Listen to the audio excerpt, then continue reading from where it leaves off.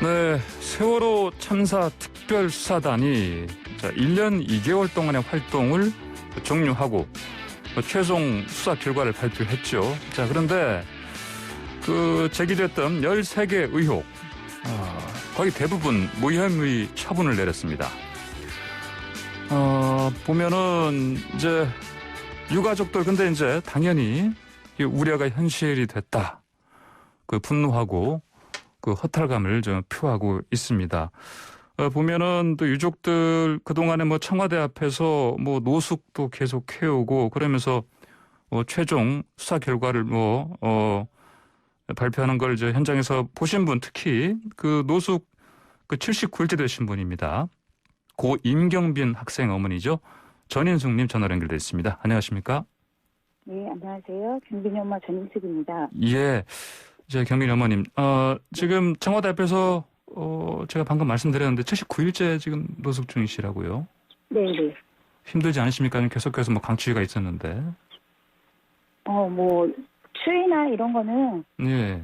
솔직히 사람인데 안 힘들 수는 없을 것 같고요. 예. 네, 아이들의 진상규명만을 바라보고 왔던 엄마여서 날씨는 전혀 관여 안 하고 그냥 정말 위기 섞인 답변 한마디 듣기 위해서 이렇게 올라와 있는 사람이라 그냥 추위 이런 거는 아무렇지도 않게 지금 생각하고 있는 것 같아요. 수사 결과도 그곳에서 이제 노숙하시다 보시는 거죠? 보셨죠? 예. 그냥 농성하다가 기자님을 통해서 브리핑이나 이런 걸 통해서 들은 것도 아니었고 그냥 기자님들한테는 조금 더 빨리 알려주신다 그러시라고요, 결과를. 듣자마자 그분이 저한테 전화를 하셔가지고 조금 먼저 충격적인 그 결과를 들어서 좀 많이 아팠던 것 같아요. 자, 특히 무혐의 판결 중 하나가 이제 임경빈 군 이제 구조 방기 혐의 아니었습니까? 이제 의사 판정 없이 현장에서 임의로 사망을 판정했다 이런 혐의였는데 이거 관련해서 지금 이것도 지금 무혐의로 나오지 않았습니까? 그렇죠? 네. 예. 문제 어떤 문제가 있다고 보십니까? 네, 경빈이 같은 경우는 저도 솔직한 부모로서 경빈이 엄마예요. 그렇기 때문에 그 상황에 대해서 사망 판정에 대한 질문들이 많이 들어오시더라고요. 근데 솔직한 저의 느낌은 정말 살아있었으면 하는 바람이 있었지만 살아있는 아이를 헬기로 이송을 안 하고 배를 통해서 지금 대략적으로 4시간 41분에 거쳐서 해경들이 아이들을 끌고 다녔다라는 그러한 내용 정황들을 저희가 포착을 했잖아요. 그렇기 때문에 그런 아이를 그렇게 끌고 다녔다라는 그 상황에 아이가 사투를 벌이고 그렇게 끌려 다녔다라는 그 생각만 하면 정말 가슴이 찢어질 것 같고 막 죽고 싶을 정도로 너무 힘들거든요. 근데 그러한 상황을 제가 요청을 드렸던 거는 아니었고 그때 상황에 왜 구조 조치를 그렇게 했어야만 했고 그리고 이성 조치에 따른 그러한 상황에도 전혀 아랑곳하지도 않고 본인들 그 상황에 맞춰서 이전 활동을 하거나 이런 걸로 인해서 정말 위급한 아이는 헬기를 태워보지도 못하고 태워서 갔으면 차라리 병원에서 의료 시술이라도 받았을 그런 아이를 전혀 이런 것조차도 받지도 못하게 만들어 놓고 그런 상황에서 어떤 아이들이고 어떤 승객이든 나왔던들 경빈이처럼 이렇게 안 했을까 하는 그런 생각도 있고 그래서 적어도 그렇게 행동을 했던 모든 사람들의 조치를 다 조사를 해서 당연히 저는 처벌을 받아야 된다고 생각을 하고 앞으로 이러한 세월호 참사가 똑같은 다른 참사로 이루어졌을 때 벌어지기라도 하면 똑같이 이런 경빈이 같은 상황이 벌어질 수도 있다고 생각을 해요. 근데 이번에 벌어졌지 않으면 그 다음에도 이 아이는 그냥 전에도 이런 상황이 있었는데 판례를 이렇게 만들어놨는데 지금도 이렇게 하면 우리는 아무도 벌을 받지 않고 당연히 괜찮을 거야. 이런 버젓한 행동들을 똑같이 할까 봐 저는 소름이 끼치거든요. 그래서 그런 걸 바로잡기 위해서라도 반드시 지금 꼭 밝혀서 꼭 책임자 처벌하고 두 번 다시는 이러한 행동들을 절대로 하지 않게끔 만들어야 되는 게 우리의 몫인 것 같아요. 자, 그 뭐 주요 혐의들 대부분이 이제 무혐의 처리이 됐는데, 네. 지금 뭐 기무사 국정원이 또 이 세월호 유가족들을 사찰한 혐의 이것도 인정하지 않았습니다. 그렇죠? 네. 예. 이렇게 된 의견도 좀 부탁드립니다. 굉장히 저희한테는 생소한 단어들이거든요. 예. 이러한 곳은 뭐 하는 곳이지? 어디에 있는 곳이지? 예. 이런 것도 있었구나. 근데 그러한 곳에서 저희를 사찰을 하고 있었어요. 저희가 뭐라고 저희를 사찰을 하는지 도저히 이해가 안 가지만, 예. 그런 상황에서 저희도 평범한 이런 그냥 일반 국민들이었잖아요. 예. 근데 이렇게 사찰을 당했다는 거에 대해서, 이게 대한민국 국민으로서 살아가는 이 상황에서는 모든 대한민국 국민들이 다 사찰을 당할 수 있었구나. 사찰을 당해도 우리는 모르고 살았겠구나. 이거 세월호 참사 아니었으면 전혀 모르고 살았을 이런 상황들을 저희가 접했는데요. 예. 그러면서도 정황이나 증거나 이런 걸 가족들이 여지껏 뛰어다니면서 계속해서 확보를 하고 수사 요청을 했고 저희한테는 어마무시하게 무섭고 두려운 이런 상황들을 제출을 한 거예요. 예. 근데 이분들은 지금 판단을 하기 위해서 많은 일들을 겪었고 그 많은 그 상황들을 봐왔기 때문에 아무 일도 아니라고 생각할 수도 있을 거라고 저는 생각을 해요. 예. 하지만 저희한테는 정말 충격적이고 굉장히 무섭고 소름 끼치는 일이고 엄청난 일을 저는 했다고 생각을 해요.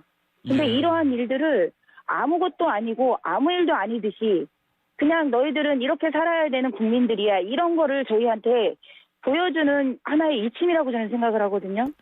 네. 그렇기 때문에 절대로 이거를 그냥 이게 세월호 가족뿐만이 아니고 지금 세월호 진상규명을 바라고 있는 국민들은 모두들 다 분노하고 다 화를 내면서 지금 행동을 해야 된다고 저는 생각을 해요. 예. 각자의 목소리를 내면서 각자의 권리를 찾아야 된다고 저는 생각을 하는 사람이거든요. 예. 예. 너무 어마무시한 일들을 저희한테 아무렇지도 않게 통보를 하신 것 같아요. 지금 특수단에서는 동향 보고서를 작성한 건 맞다. 근데 네. 뭐 현실적인 권리 침해는 확인되지 않았다. 이게 요지입니다. 보니까 무혐의 요지인데 방금 말씀하시기로 이제 매우 무서운 상황을 겪으셨다 하셨는데 네. 혹시 어떤 상황을 겪으셨는지 좀 설명 좀 해주십시오.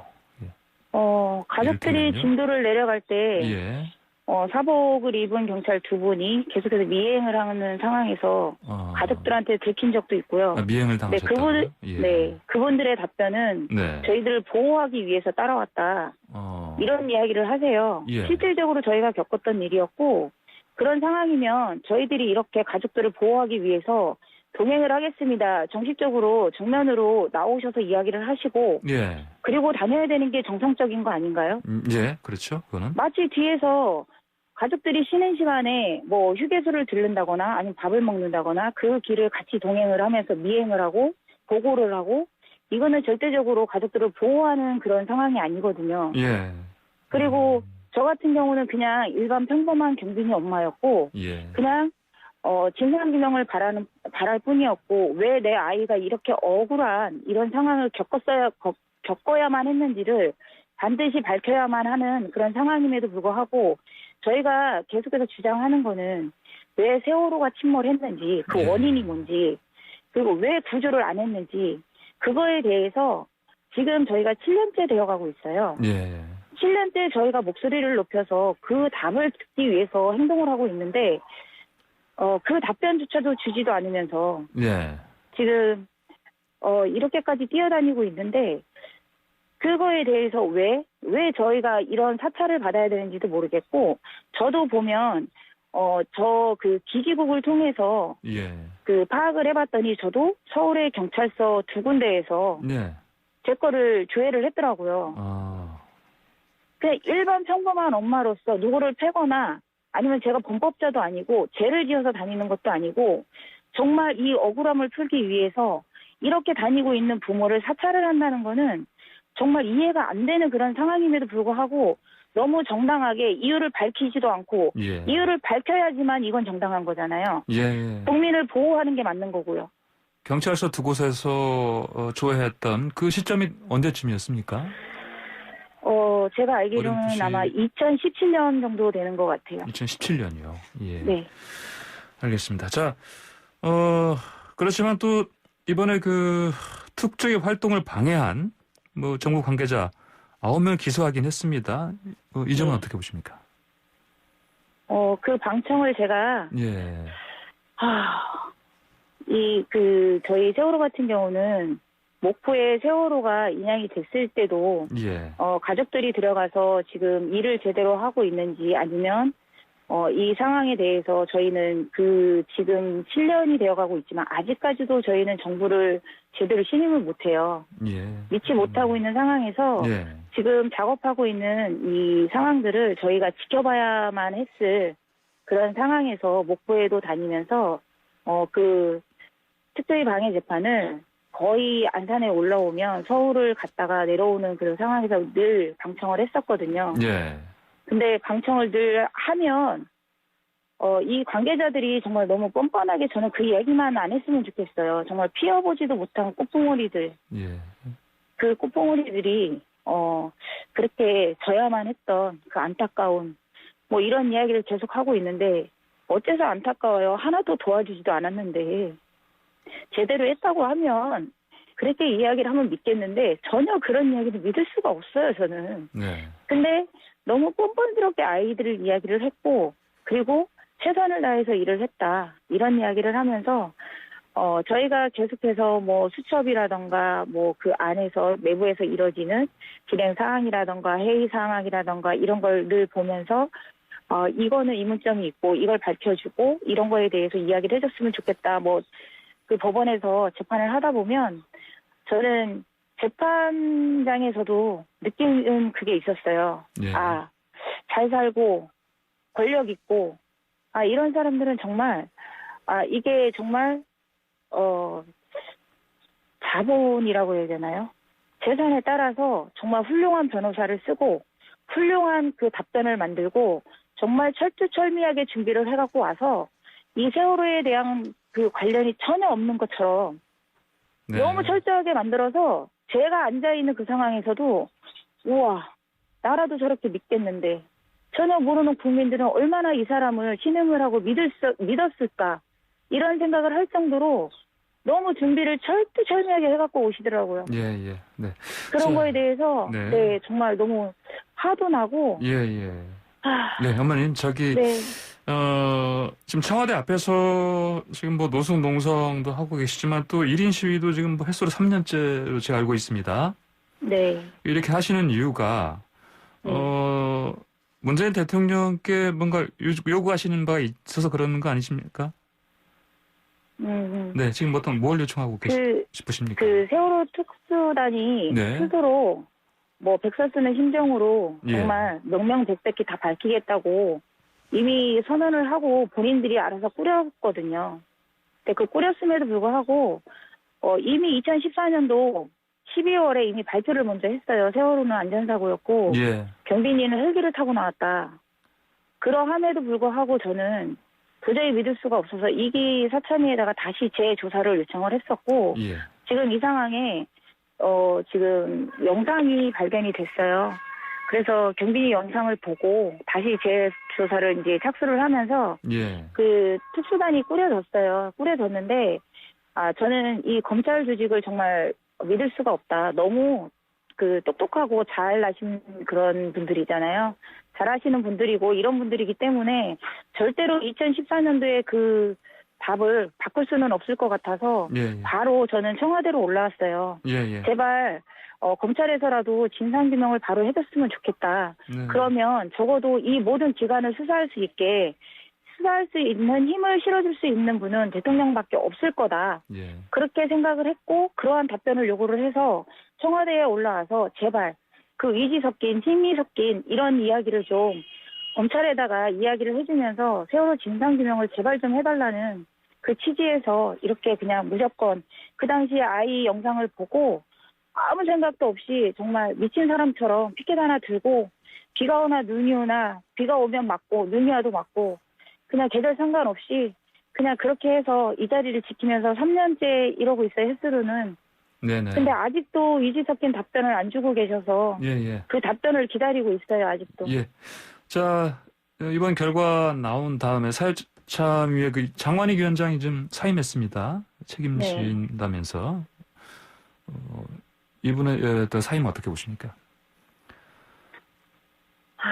저는 솔직히 그동안에 마음고생도 많으셨을 거고 예. 참 힘든 일을 이제 좀 일을 하셨다라는 생각으로 좀 죄송하기도 한데 예. 근데 아이들이 지금 진상규명이 전혀 된 게 없잖아요. 예. 부모들이 이렇게 힘들게 뛰어가고 있는 이런 상황 속에서 중간에 지금 그만두셨다라는 거는 조금 책임감 면에서 네네. 좀 부족하지 않았나 그런 생각을 해요. 그러니까 예. 아무리 힘들고 너무 힘들었다 하더라도 지금 이 상황이 완전하게 지금 진상규명이 된 것도 아니고 그리고 지금 뭐 어느 정도 됐다라는 이런 자부심도 없는 상황에서 더 이상은 못하겠다라고 하시고 그러고 이제 책임을 지고 나가시겠다고 그렇게 사임을 하셨는데 이거는 책임이 아닌 것 같아요. 그리고 나중에라도 꼭 이렇게 책임감 없이 나가시면 후회하실 것 같아서 조금 저는 걱정이 되거든요. 예. 알겠습니다. 네. 오늘 말씀 여기까지 들어야 되겠습니다. 네. 말씀 잘 들었습니다. 감사합니다. 네, 감사합니다. 네, 지금까지 고 임경빈 학생 어머니 전인숙 님과 인터뷰했습니다. 네, 공매도 금지 종료가 3월 15일로 예정돼 있었는데 지금 6월까지로 연장한다 이런 얘기가 지금 나온 것 같습니다. 그 찬반 여부 두고 지금 논란이 뜨겁죠. 서울시장 재보궐선거 앞두고 또 정치권도 뜨겁고요. 자, 박영선 중소벤처기업 장관이 사의를 표명한 상황이고 서울시장 보궐선거 여권 후보 2파전으로 이제 정리가 된 상황입니다. 더불어민주당의 박용진 의원 전화를 연결해서 이 이슈들 자세히 좀 같이 이야기 나눠보겠습니다. 박용진 의원님 안녕하십니까? 네, 안녕하세요. 박용진입니다. 예. 자, 먼저 그 공매도 재개 원래 3월 중순에 다시 뭐 되는 거 아니냐. 지금 뭐 금융위에서 발표 때문에 그렇게 보였었는데 지금 특히 이제 박 의원님께서 좀 강하게 반대를 하셨지요. 네. 예. 제가 1월 5일 날 공매도의 제도 개선을 먼저 하고 그리고 공매도를 재개하는 것이 맞다. 예. 공매도가 여러 가지 뭐 손질을 봤다. 완벽하다 이렇게 얘기하는 분위기였는데 그렇지 않다. 당신들이 발표한 공매도 제도 개선 문제도 언제 될지 정확하게 모르고 그리고 발표한 내용들 말고도 여러 문제점들이 드러나고 있는 상황에서 그냥 3월 15일 날 끝나니까 그 다음 날부터 재개합니다. 이렇게 가는 건 금융당국으로서는 무책임하다. 이런 생각입니다. 예, 그러시군요. 이제 더불어민주당이 공매도 금지 연장 가능성을 지금 내비치고 있지 않습니까? 금지 조치 연장하고 우선 제도 손봐야 한다. 이런 의견들이 많은데 지금 박 의원님은 정무위 소속 아니십니까? 예, 그렇습니다. 그러면 이제 이 협의에 지금 함께 지금 적극적으로 좀 참여하시는 상황 아니십니까? 저희 국회에서 지금 그 당정 협의를 여러 단위에서 하고 있거든요. 예. 그런데 정무위와 뭐 금융당국하고 이렇게 바로 직접 하고 있는 상황은 아니고요. 아마 정책위 차원에서 이렇게 진행을 하고 있는 것 같아요. 이제 그 내용은 뭐 예민한 내용들은 아직 저희 의원들에게까지 잘 나오고 있지는 않은 거고요. 당연히 지금 이 공매도 문제는 논의를 해야죠. 왜냐하면 이 금융당국이 좀 웃겼던 게 제가 1월 5일 날 입장문을 내고 그 뒤로도 계속 입장문을 내고 제 의견을 계속 적극적으로 밝혀왔거든요. 시장 조성자 제도에서도 문제가 있고 또 금융위가 밝힌 공매도 개선 사항 안에서도 언제 도대체 이 조치들이 될 건지 그리고 불법 공매도가 문제잖아요. 이 불법 공매도를 찾아내고 적발하는 그리고 아예 차단해내는 그런 그 조치나 제도 개선은 아예 지금 없는 상태인데 적발해서 처벌만 하겠다라고 하는 식으로 가는 게 완벽할 수 있겠냐라고 이제 의견을 냈더니 갑자기 틱하니 그 저녁 한 7시쯤에 기자들한테 문자 보내서 공매도는 3월 16일 예정대로 이렇게 재개한다 이렇게 나간 거예요. 그러니까 이제 뒤집혔죠. 아니 이거는 국회에서 의견이 나오면 보통 협의를 거쳐서 조율을 하는데 그냥 단독으로 금융위 사무처가 이렇게 밝혀버린 거 아닙니까? 그래서 제가 다시 입장문을 냈죠. 이게 지금 뭐 하는 짓이냐. 금융위가 결정한다고 하는 의미는 9명의 정부 부처 관계자들, 예를 들면 기재부 차관, 한국은행 부총재, 그다음에 금감원장 이런 분들이 모여서 예. 이걸 결정하는 거 아니냐. 근데 어떻게 금융위 사무처에서 네. 문자 보내가지고 이거 뭐 확정된 것처럼 얘기해가지고 시장이 바짝 뒤집힌 거예요. 예. 그러니까 이런 무책임한 일들을 하고 월권행위를 하는 거. 그리고 그 뒤에 또 정세균 국무총리께서 이 문제에 대해서 문제가 있다는 거 안다 이렇게 얘기를 했더니 또 거기다 대고 우린 예정대로 하는 거다. 뭐 이거 정해진 거다라는 식으로 또 나와서 예. 이 금융당국이 왜 그러는지 모르겠지만 국무총리한테도 이런 식으로 하고 월권행위도 하고 이러는구나라는 생각을 하고 아주 저도 없이 불쾌하고 걱정스럽고 그렇습니다. 그 이제 방금 왜 그런지 모르겠다 말씀하셨는데 그래도 왜 그런지 짐작하시는 바가 있지 않겠습니까? 예. 왜 이럴까요? 뭐 선의로 해석을 하면 네. 공매도라고 하는 제도는 그 제도 자체가 나쁜 건 아니에요. 예, 예. 예, 그것이 가지고 있는 선기능도 있고요. 예. 또 뭔가 우리 시장에 이제 필요한 조치들, 뭐 버블을 잡아낸다거나 예. 또 허세 기업들을 찾아낸다거나 하는 그런 기능들도 네. 있으니까요. 순기능은 있죠, 당연히. 예, 그러나 이제 그 제도 개선을 하자고 그러면서 얘기를 하니까 지금 버블이다, 상당히 과열됐다 이렇게 생각하고 미리부터 좀 이렇게 조정 국면을 잡아야 된다라고 생각할 수 있어요.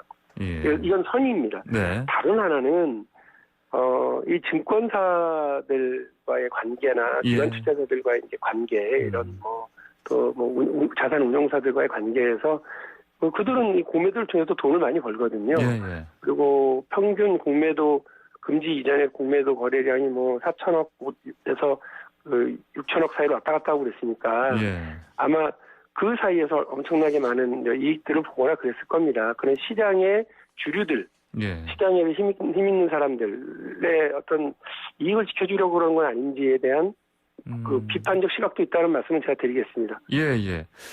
자, 그러면 지금 이것저것 그 정보 취합해 보셨을 때 어떻습니까?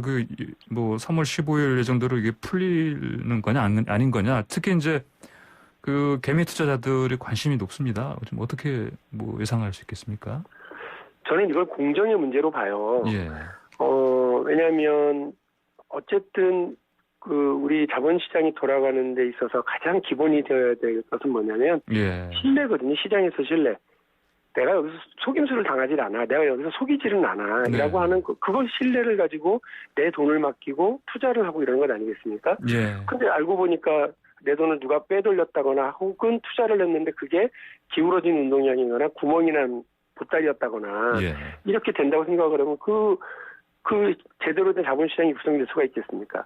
그런데 이 공정의 문제로 가장 중요하게 드러난 게 이 공매도고 이 자본시장에서도 돈 있고 힘 있고 빽 있고 정보가 있는 사람들이 이 공매도를 통해서 개미 투자자들의 뒤통수를 치고 피눈물을 흘리게 하는 그런 역할을 한다고 그러면 이건 바로 잡아야죠. 그 역할의 의무가 금융당국에게 있고 우리 국회의원들에게 있는 겁니다. 그래서 이거 공정의 문제로 얘기했더니 금융위는 여기에 대해서 행정으로 얘기합니다. 공정으로 물었더니 행정으로 얘기하고 탁상위에 있는 달력으로 얘기를 하고 3월 16일 날 무조건 한다. 이거 안 된다고 보고요. 저는 어쨌든 제도 개선을 분명히 하는 거 그리고 불법 공매도를 차단할 만한 시스템을 구축한 뒤에 혹은 그만한 구축 과정에 들어섰다라고 하는 신뢰를 충분히 주고 시장에 참여하고 있는 투자자들이 신뢰를 가질 수 있는 상황을 조성하는 것이 우선이라고 생각을 합니다. 예, 그러시군요. 그 신년 기자회견에서요, 문재인 대통령의 그 회견에서 이 공매도 관련 질문도 사실은 나오지 않을까 사실 저도 좀 기다리고 있었는데 안 나왔습니다. 그러면 이게 만약에 나왔다면 그래도 이 큰 틀에서 이 공매도 해제하는 거, 금지 해제하는 거 뭐 검토해야 된다. 뭐 이런 그렇더라도 지적이 나올 법도 했는데 없었기 때문에 어떻습니까? 지금 문 대통령의 어떤 의중도 이 공매도 제도 개선이라든지 이 해제 시점이라든지 이런 부분에 대해서 뭐랄까요? 크게 작용하지 않겠습니까? 대통령의 의중을 제가 예단할 수는 없겠습니다만 그게 합리적이지 않겠습니까? 제도에 문제가 있다라고 한다면 그걸 개선하는 거죠. 개선하고 나서 그 제도를 재개하는 것이 맞죠. 기울어진 운동량은 바로 잡아야 되는 것이 맞고요. 그 구멍난 보따리는 잘 꿰맨 뒤에 거기에 물건을 채우는 것이 맞죠.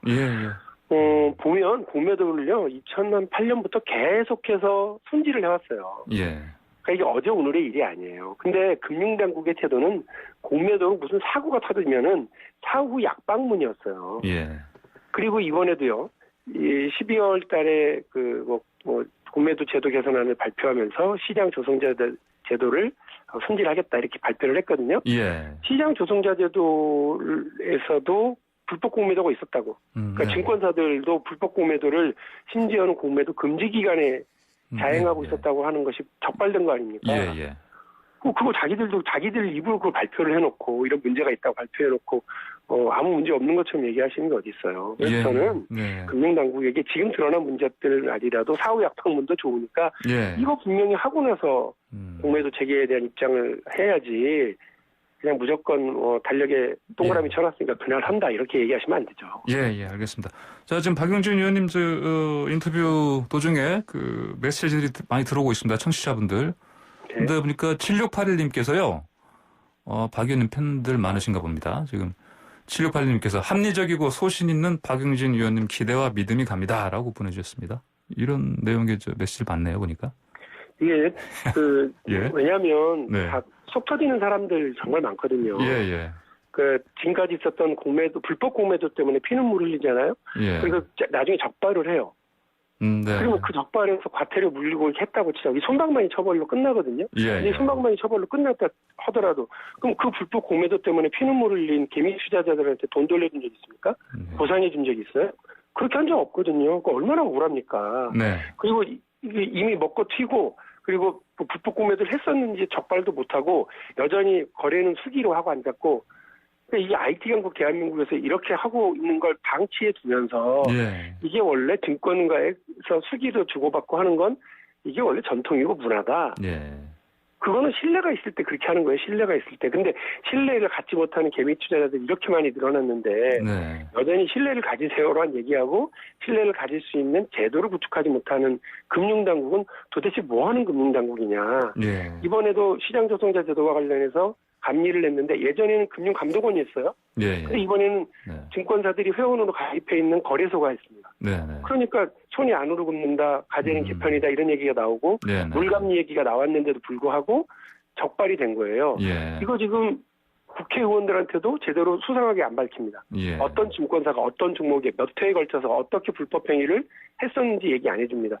이것도 이렇게 쉬쉬하다가 손방망이 처벌로 끝날라고 그러시는 거 아니에요? 예.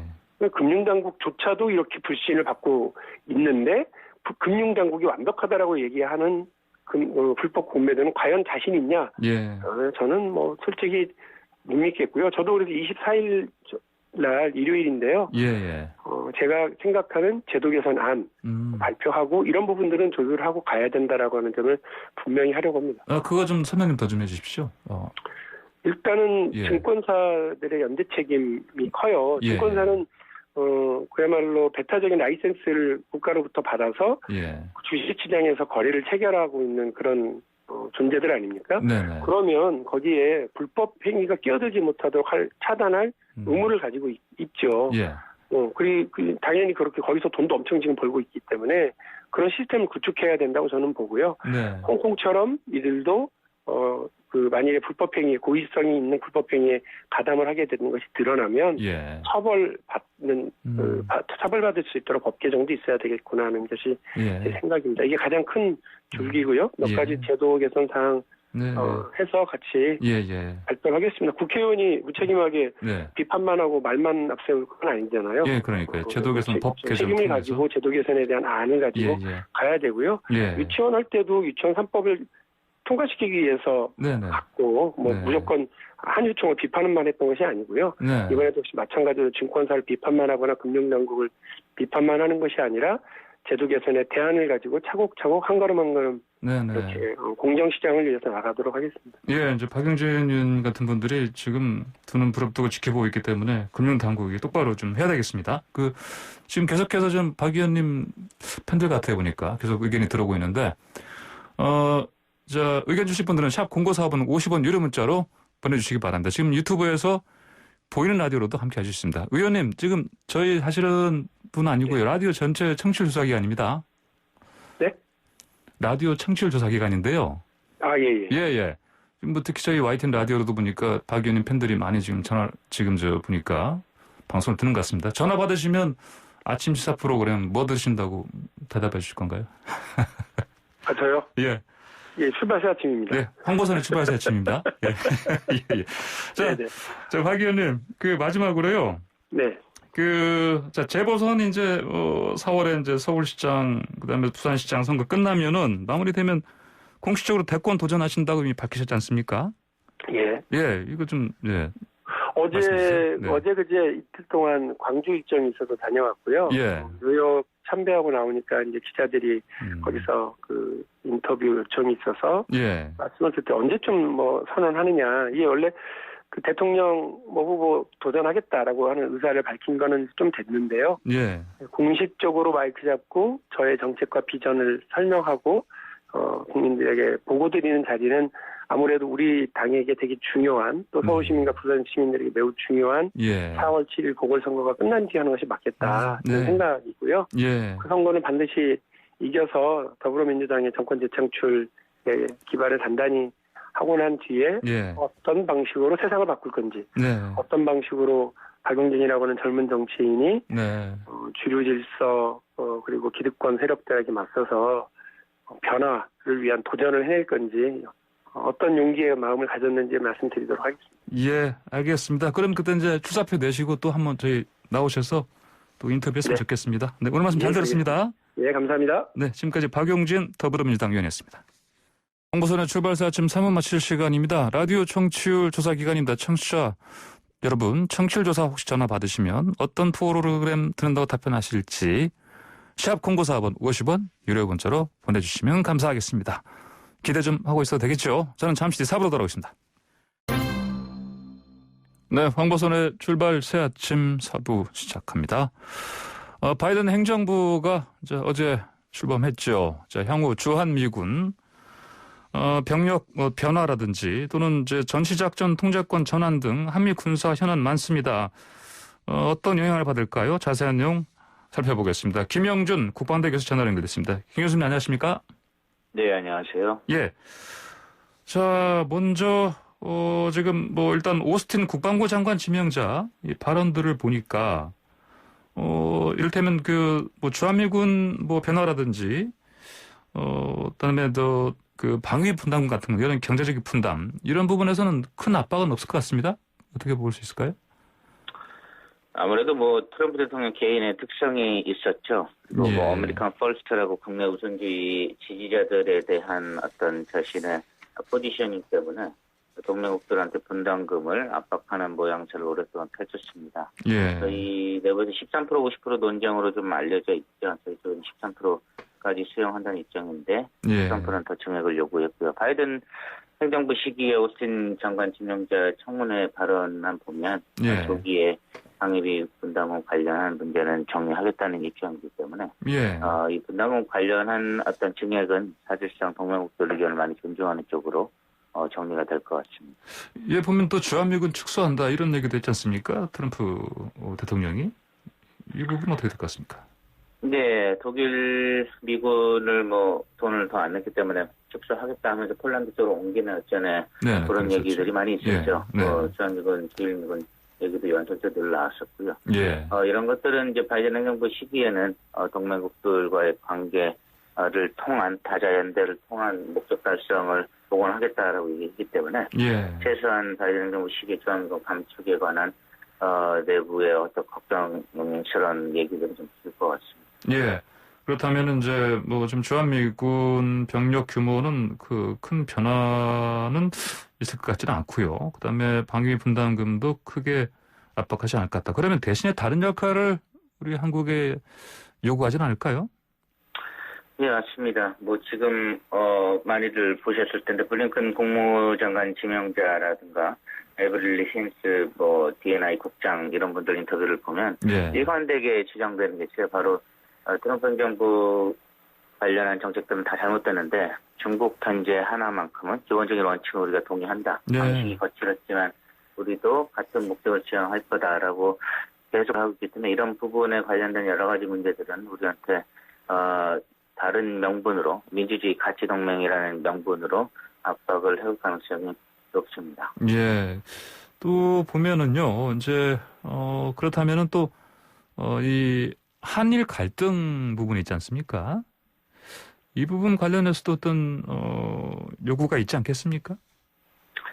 네, 한일 갈등 문제는 뭐 바이든 대통령이 기본으로 외교 분야를 많이 다뤄서 잘 알고 있는 분야인데요. 예. 기본적으로 트럼프 행정부는 본인들이 기존에 있던 네트워크, 외국하고 많이 관련된 네트워크들을 차단하면서 싱크탱크라든가 영향을 줄였는데 바이든 행정부는 사실상 전통적인 공화당 주류처럼 많은 네트워크를 갖고 있죠. 그 네트워크의 대표적인 게 일본 네트워크입니다. 그래서 일본에 관해서 입장 제스처, 한일 관계에 있어서 굉장히 빨리 안보 문제를 위해서 풀라는 요구들을 굉장히 공개적으로 많이 할 겁니다. 이런 것 안에 우리한테 이제 민감한 문제죠. 위안부 판결 문제라든가 지소미아 문제 같은 거. 기존의 미국의 전통적인 방식을 우리한테 빨리 해결을 보라고 압박을 할 가능성이 높죠. 예. 자, 지금 당장 또 3월로 예정돼 있지 않습니까? 한미연합훈련. 자, 이 부분 관련해서도 뭐 지금 뭐 문재인 대통령이 이제 사실은 북쪽과 뭐 협의 가능성도 내비치기도 했었고 그런데 이게 어떻습니까? 연합훈련이 이게 이제 축소될 가능성도 좀 엿보입니까? 저희 북한 8차 당대의 메시지는 뭐 일관됩니다. 미국이나 한국 하는 거 보고 우리도 강하게 나오면 강하게 가고 선하게 나오면 선하게 가겠다는 메시지를 김정은 위원장이 반복을 했거든요. 사실 대내 결속만 목적이면 뒤에 선대선 내용은 굳이 할 필요가 없었죠. 그런데 그런 것들을 강조했다는 건 우리 쪽에서도 어떤 일종의 남북군사 합의에 관련된 원칙을 준수하는 모습을 보여줘야 되는 것은 맞습니다. 남북군사 합의를 보시면 남북공사 공동위가 개최된 적은 없지만 여러 가지 중요한 문제에 대해서 협의를 한다고 돼 있기 때문에 기본적으로 대통령께서는 그런 입장을 기록을 하셨는데 한국 내에서는 아직은 북한이 비핵화 관련한 조치들이 적극적이지 않은 거 아니냐 하면서 이제 반대 여론들이 많이 나오고 있는데요.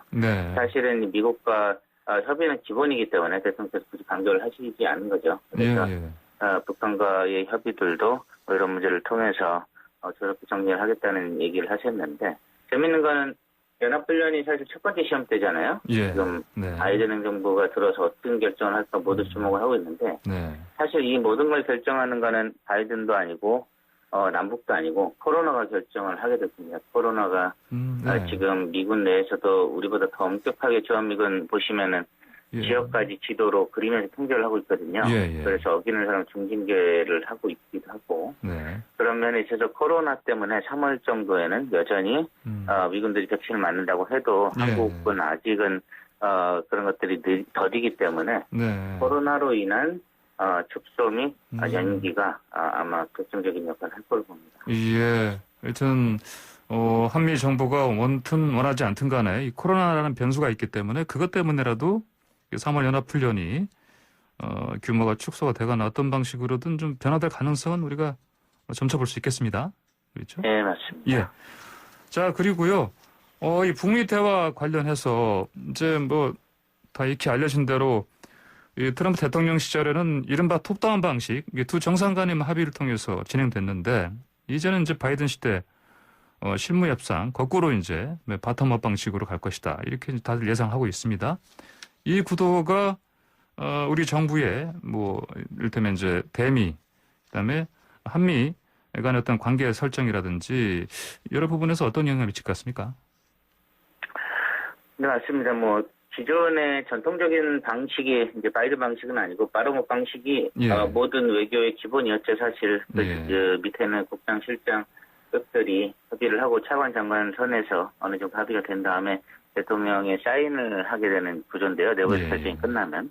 그 전에 이제 트럼프 대통령은 기존의 전통적인 스타일을 모조리 파괴했던 것 때문에 당선이 됐기 때문에 본인이 어떤 정치적인 주목을 받는 데 더 집중을 했었죠. 그래서 탑다운을 선언을 했던 거고 실제 탑다운 방식이 모든 문제의 원인이었기 때문에 사실 지도자 간의 신뢰가 떨어져서 모든 문제를 망쳤었기 때문에 이 방식은 굉장히 유효했습니다. 그래서 싱가포르 회담이라든가 하노이 회담도 결렬은 되긴 했지만 만나러 나온 것까지는 이런 것들의 효과가 있었던 것이죠. 바이든 시대는 사실 바텀업 방식만 한다는 건 아니고 하이브리드로 아마 가게 될 겁니다. 문제는 전제가 북한이 바텀업 방식으로 접촉을 했을 때 예. 이란에 적용했던 단계별 비핵화 정도 수준에서 본인들이 적극적으로 행동을 보여준다 된다는 것이죠. 이런 전제들이 된다면 조금은 속도는 트럼프 때보다는 느리긴 하지만 꼼꼼하게 지속 가능한 협상이 될 수 있는 장점도 있기 때문에 예. 저희 쪽에서는 그런 면들을 대비하기 위해서 외교부 인사들이 개편을 했잖아요. 예. 그래서 네. 미국 오바마 정부 때 일을 했던 사람들도 복귀를 시키기도 했고 이 차장 같은 경우는 그리고 외교 대 외교 그런 바텀업 방식에 익숙한 전문 외교관 그룹들을 다시 중용을 한 겁니다. 그래서 정의용 실장도 다시 외교부 장관으로 들어가서 이런 것들은 잘 될 것으로 기대를 합니다. 예, 그 방금 이제 정용 이제 외교부 장관 후보자 지명 관련해서 야당 쪽에서는 좀 비판이 사실 많습니다. 이게 뭐 시대 역행이라는 얘기도 하고 있고요. 이런 의견에 대해서는 어떻게 생각하십니까? 예, 실제 뭐 그나물이다 뭐 이런 비판을 계속 하고 있지요. 회전문 인사라는 말도 나올 수도 있고요. 예. 하지만 지금 문재인 정부가 남은 기간이 뭐 1년 남짓이 남았고 지금 바이든 행정부에서는 기존의 트럼프 방식을 검토할 때 어떤 장점과 단점이 있었는지 얘기해 줄 수 있는 북한과 소통이 가능한 인사가 결정적으로 필요하거든요. 지금 만약 전혀 지난 3, 4년간 무슨 일이 있었는지 디테일과 비하인드를 모르는 분이 임명이 된다? 이게 더 이상한 거죠, 사실은. 그렇기 때문에 기존에 했던 방식들이 현재는 홀딩돼서 멈춰있는 상황인지 지금 핵미사일 실험을 재개하고 한국 국민을 천안함 같은 사건으로 현재 도발을 강행하고 있는 상황은 아니기 때문에 발전이 안 되고 있는 상황이고 현재 정체된 걸로 보셔야지 그런 것들로 인해서 이미 실패한 거를 왜 복귀시키냐 이렇게 지적하는 거는 조금 다시 볼 필요가 있습니다. 그런 면에 있어서 북한하고 소통이 됐었고 기존에 3, 4년 동안 무슨 일이 있었는지 잘 알고 있는 인사가 바이든 행정부하고 한 번 더 이런 그림을 맞추는 건 굉장히 유의미한 인사라고 봅니다. 예, 그렇군요. 그러면 이제 이 새 외교부 장관 정의용 실장이 이제 임명까지 되면은 미국 국무장관하고의 어떤 파트너로서의 어떤 케미 같은 건 잘 될 것 같습니까? 사실 전통적으로 미국을 담당하던 분은 아니시죠. 다자외교로 많이 알려져 있는데 이런 것들이 장점으로 작용할 수 있는 여지가 또 있어요. 지금 바이든 행정부는 기후변화 복귀라든가 비약관 체제를 정상적으로 운영하고 군축을 강화하고 또 하나는 러시아의 양자 뉴스타트를 연장을 하겠죠. 이란도 같은 방식의 다자 협력 방식이었고요. 복원을 시키려고 하고 있는데 이런 것들에 대해서 굉장히 익숙하신 분이죠. 사실 양자보다는 다자를 조율하고 국제법을 준수하고 국제 기구를 통해서 문제 해결하는 방식에 대해서는 정의용 실장이 대표적인 전문가이기 때문에 이런 문제들에 있어서 미국한테 국제 질서 회복에 결정적인 어떤 파트너로서 활약을 좀 할 수 있다는 거죠. 이런 것들의 호흡을 좀 맞춘 후에 그 안에서 북한 문제를 다자 협력 속에서 풀 수 있는 방안으로 자연스럽게 끌고 갈 수 있다고 봅니다. 예. 자, 그나저나 전시작전권 작전권 통제 이 전환이 있지 않습니까? 조기 전환. 이 부분 관련해서는 바이든 행정부가 난색을 표할 가능성이 좀 있지 않습니까? 예, 이 문제는 좀 쉽지 않은 것 같아요.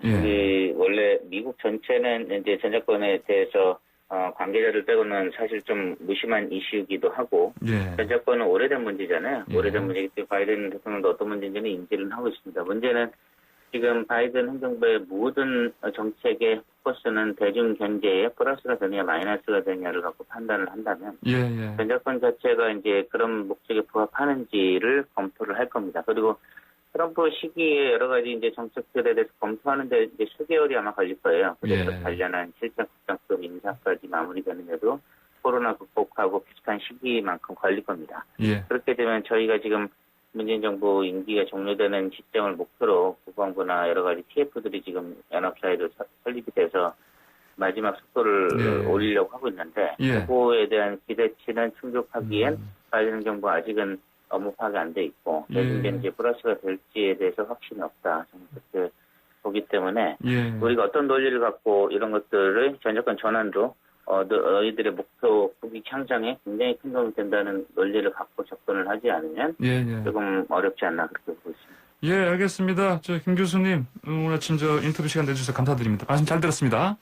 예, 감사합니다. 네, 지금까지 김영준 국방대 교수와 함께했습니다.